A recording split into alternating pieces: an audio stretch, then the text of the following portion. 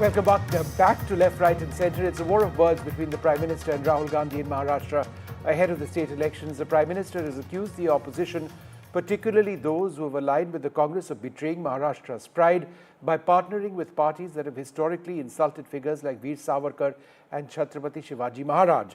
Rahul Gandhi says the BJP and the RSS are trying to divide India along lines of caste, religion and language as well. Joining us to debate this, Charu Pragya of the BJP. We're joined by Susi Ben Shah of the Shiv Sena Shinde, Matthew Antony of the Congress Party, Sanjay Gupta of the Shiv Sena UBT. Neerja Chaudhary joins us as also Sandeep Shastri, National Coordinator of the Lokniti Network. Charu Pragya, let me come to you first. On the issue of job loss in projects, Rahul Gandhi has criticized the Mahayuti government for allegedly shifting multiple projects from Maharashtra to Gujarat, which he claims has resulted in the loss of 5 lakh jobs in the state. He sees this as the BJP's policy of favouring Gujarat over other states. How would you respond? Good evening and thank you for having me on your show. I think, unfortunately, Rahul Gandhi has reached a point where division is the only way he sees ahead in his kind of politics. And he tried it with religion. He failed repeatedly. He's trying it again using caste. Fortunately for us, the people of India are already aware of what the Congress and the opposition is trying to do, and they are not going to fall for it. Let me give you some data about what Rahul Gandhi wants to do in the country today. Let's remember the caste census in India last was only done in 1931. After that, no kind of a caste census has been released. It was done by the Mughals previously and the Britishers after that. No government after that, even though UPA did a caste census in 2011, has saw it fit to release that kind of data. I'll tell you why. In 1931, there were approximately 4,000 castes in India. But when we went back to 2011, the number of castes had grown to over 44 lakhs. Can you imagine the kind of fragmentation our society would feel if we declared all of that, the confusion it would create? That's the first thing. The second thing is, what's the end goal of all of this? What is the end goal? The end goal needs to be that the last person in our society should be uplifted out of poverty, out of feeling sidelined, out of feeling that they're not part of the mainstream. And that is already happening with the Bharatiya Janata Party governments. We are talking about Sabka Saath, Sabka Vikas, and no policy of the government actually asks the religion or the caste of anyone. We should be focusing on that. When 25 crore people were pulled out of poverty in this country, did we check the caste of these poverty, people? Poverty and development ahead of caste. I take your point. I just want to go across to the Congress on this. Matthew Antony, the Prime Minister, has accused the Congress of promoting division among castes. He says your party wants to divide SC, ST, OBC communities, and that'll weaken these groups. He's focused on ek rahenge to safe rahenge. So essentially talking about development as opposed to a caste census. How would you respond? Vishnu, who is speaking about division? You are seeing the speeches, you are seeing the live speeches of the Prime Minister. Who is putting one religion against the other in every one of his speech? There is 119 speeches out of the 170 speeches during the Lok Sabha time where hatred was promoted by the Prime Minister and the Home Minister. Now, who is talking about division? Whereas, what we are saying is not talking about division. We are going by the principles of the living document, which is the Constitution. What it says? It says that the socially backward class, the backward of the backward, should be uplifted. And look at where we are. So she said about some facts of 1930, which is again the polarization and the data of that part of it. Now look at the 1991 Mandal Commission. It's 52% of our country were from the OBCs. And 2011, we have some survey. And after that, we don't have a caste survey. What we are saying is that let the caste survey be done. Let us know where we are. And then we will kind of, bring them the upliftment for the deserving classes. Now, coming back to the state of Maharashtra, 16.8% of the state of Maharashtra out of the 13 crores is living under poverty, multi-dimensional poverty. There is 18 lakhs people who have applied for a 18,500 police job. 2.5 lakhs of the government job is yet to be fulfilled. The industry growth, GDP size growth has gone down from 15.5 to 13%. the Foxconn, the Tata Airbus, the Gift City, as well as the Diamond Boss has been taken out from the state of Maharashtra. I should be allowed to rebut. What are we saying?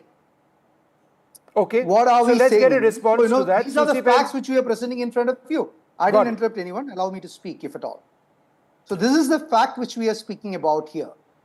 And who wants to divide? You see, taking the name of the Muslims, and then the BJP is trying to cover from their disagreement to give caste-based reservations or anything for the OBCs. Okay, They Matthew want Anthony, you the made lots of fundamental- points. They have to fund. They have to Let do me the time this so that I can get the reaction. fundamentalist part of it, the extreme Hindutva part of I it. should be allowed to Got it. Whereas, rebut. the secular Susi Ben Shah, would you like to very well respond with to the this? MBA. Yes, One absolutely. sec. Everybody, let's try and restrict our answers to about 1 minute each, right? I'll be fair on that point. Susi Ben Shah, go ahead, respond to that. Jobs, industry, he says, on the decline in Maharashtra, besides all the other points. Go ahead. Thanks for having me on the show, Vishnu, and good evening to all your viewers and my co-panelists. Let me begin by saying this, that the fake and the false narrative spread by my Congress, the Mahavinash Aghadi and the Congress party is absolutely false. And I'll tell you the reason why. All the industries that he mentioned, Foxconn, Airbus, etc., they went during the Uddhav Thackeray regime when he was the CM. Here was a regime where Uddhav Thackeray ji only went 5 times to the Mantralaya. Such conglomerates, such mega $1 million businesses never ever make snap decisions. They realize there is no security, there is no stability, there is no governance. And that is the reason they left the Maharashtra and went to other state. Gujarat also is our state, and we are at least very proud that we went to Gujarat, if at all, and not to China. Now, coming back to the diamond bourse, again, a completely false statement by my dear friend Mr. Matthew. Diamond bourse, yes, went during the Mahavinash Aghadi's regime, but has since come back. Today, diamond bourse is back in Maharashtra because they saw the governance, they saw the safety, they saw the political stability. Now, coming back about the false rhetoric that they are saying. Now, you tell me, Vishnu, our niti niyam of this government is justice for all, appeasement to none. Okay. We never discriminate between whether it's a Shilpa or a Shabnam. All our welfare schemes are towards the marginalized, towards the women, towards the poor, towards the farmer. In fact, topmost on the list are farmers, as our Honorable Chief Minister repeatedly said. Right. That the first right on our finances or our income is the farmers. Now about this clarion call of United We Stand. You tell me what was the reason that for the first time Maharashtra witnessed this clarion call that united we stay, divided we fall, Okay. or maybe perish. All It was right. in Susi Lok Ben Sabha, Shah, sir. I get your point. One second, Mr. Som. Just 1 second. You've got In 10 Lok seconds, Sabha, but we I saw- literally mean that. Go Lok ahead. Sabha, we saw that it was one particular community, whether it be Dhule, whether it be South Mumbai, whether it be the Northeast, that we lost the election. Okay. We have gone back to the drawing board, and you will see this time. All right, We will let's see come what back- happens. Let me go across to Sanjay Gupta, leader of the Shiv Sena UBT. One of the points that's been mentioned is that Narendra Modi, for example, challenged Mahavikas Aghadi parties to get Congress leaders, including Rahul Gandhi, to publicly praise Veer Savarkar and Bal Thackeray, figures which are both significant in Maharashtra's political and cultural identity. For the MVA, is this essentially impossible? It's not happening. देखिए जिस तरह से वीर सावरकर पर कांग्रेस नहीं मानती थी और राहुल गांधी जी बोलते थे, लेकिन हमारे कहने के बाद जिस तरह से राहुल गांधी जी ने वीर सावरकर जी के विषय में बोलना बंद किया और जिस तरह से मुंबई में तो एक सभा में कांग्रेस की सभा में वीर सावरकर जी का गीत भी बजा है, तो ठीक इसी तरह से बाला साहब जिंदाबाद देख देंगे बोलेंगे। और दूसरी बात, जो जाति जनगणना की बात है, तो जाति जनगणना पर भी हम कांग्रेस का इस मुद्दे पर समर्थन नहीं करते और इस मुद्दे पर भी हम यही कहेंगे कि श्रीमती इंदिरा गांधी जी ने जो कहा था हम उस वक्तव्य के साथ हैं, क्योंकि श्रीमती इंदिरा गांधी जी ने जिस तरह से वीर सावरकर जी को सन ऑफ इंडिया का खिताब दिया था, ठीक इसी तरह से श्रीमती इंदिरा गांधी जी ने जातीय जनगणना पर भी यही कहा था कि हमें जातियों में नहीं बंटना, हमें एक रहना है। तो हम उसमें श्रीमती इंदिरा गांधी जी के साथ ही हैं। हाँ, हम इस बात को जरूर कहेंगे कि बहुत सी, फंस गए हैं गुप्ता जी, निकल आइए, फंस गए हैं आप। हम ये जरूर कहेंगे कि महाराष्ट्र में जिस तरह से कुछ इंडस्ट्रीज को इन्होंने शिफ्ट किया गुजरात में, वो ठीक नहीं किया। वो महाराष्ट्र के साथ एक अन्याय था। ऐसा नहीं होना चाहिए था कि अगर आप ज्यादा पावर में है तो इसका मतलब आप महाराष्ट्र की कुछ इंडस्ट्रीज को गुजरात में शिफ्ट कर देंगे। ये इनका एक गलत पॉइंट है। यहाँ हम इनके साथ नहीं। बाकी तो दोनों बातें मैंने आपसे कह दी, मैं ज्यादा समय नहीं लूंगा। Okay. Neerja Chaudhary, let me come to you first. You've been tracking these elections very closely. At the end of the day, is it the state of the economy, employment, which is going to define the outcome of these elections? Or do you believe that the entire issue of caste census versus no caste census is defining the run-up to these elections? I think it's both. Certainly, the social welfare schemes of the government have had tractions. The Mukhyamantri Majha Ladki Behan Yojana has had resonance with women that I saw on the ground, Dalit women, even Maratha women. So I look at it as caste versus women. If you were to oversimplify it, that is the kind of, women on the side of Mahayuti, larger than number than last time, and Maratha consolidation taking place behind MVA, larger than last time. How will the Dalits stay with the MVA as it did in the Lok Sabha election? That is a question mark.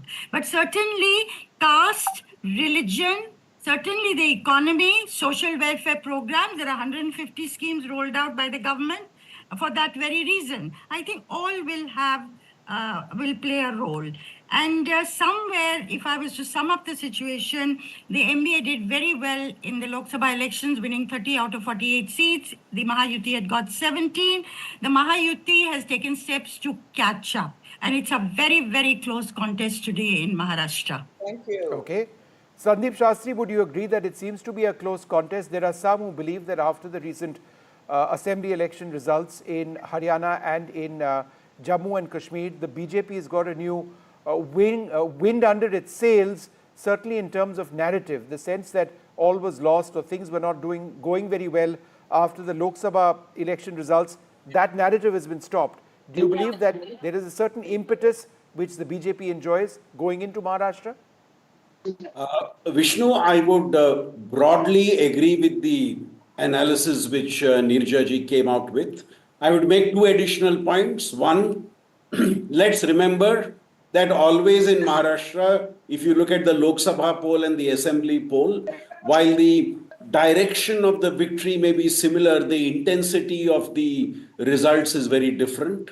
If you look at 2019, the then NDA led in 230 seats, but they ultimately in the assembly elections only led in 161 seats.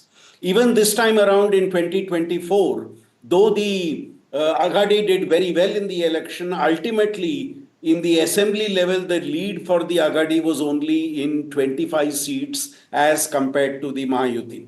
And as Neerja said, the welfare schemes that the government has implemented at the state level and the combination of the welfare schemes of the state and the center seem to have some traction on the ground. Yet, as Neerja also said, the type of caste coalition, the type of Maratha consolidation that we are having is very different. My final point, Vishnu, I think this election is an election of competition between two narratives of social justice. A narrative of social justice which talks about caste counting and a narrative of social justice which talks about taking everybody along.